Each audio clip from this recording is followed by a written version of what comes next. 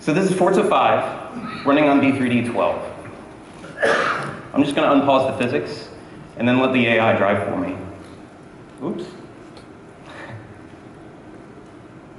And that way I can go over some of the extra features. Don't worry, it's a P1, it'll catch up. So one of the biggest features that we're excited about to see that it had come over to D3D12 is bundles. And not only is it because it's a free-threaded recording model, but what the new command lists and bundles on D3D12 gives us are command streams that are directly executed by the GPU. There's no more resubmission happening in the driver on the CPU, so they're very low cost for the CPU, and we can get all that performance back.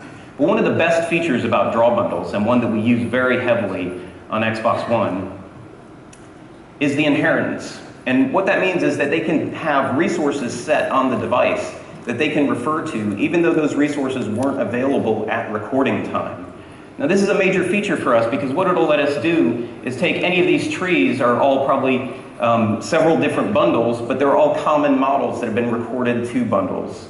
And we can set different constants, so we can instance them around the scene, and constants to drive material parameters, and also different textures. And so we can completely get the variance we want across the scene and the density, but we've amortized the recording cost of the bundles, which is extremely important for us.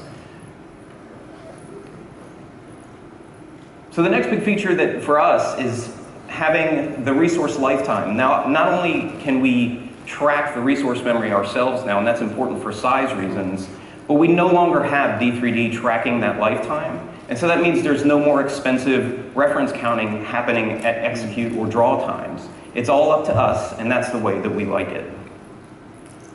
And importantly, as Anush pointed out, resource creation and destruction is now free-threaded.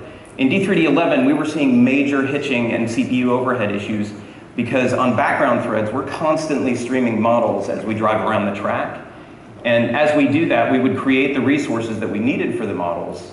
And that meant that we would see hitches on the primary rendering thread.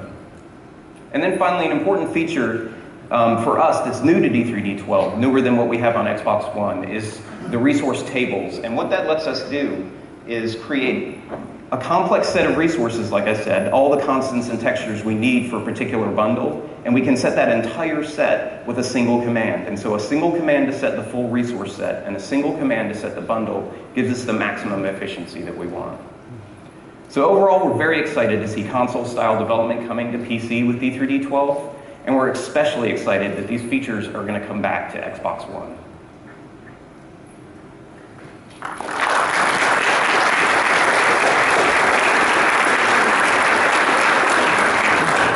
Thank you, Chris. Wow.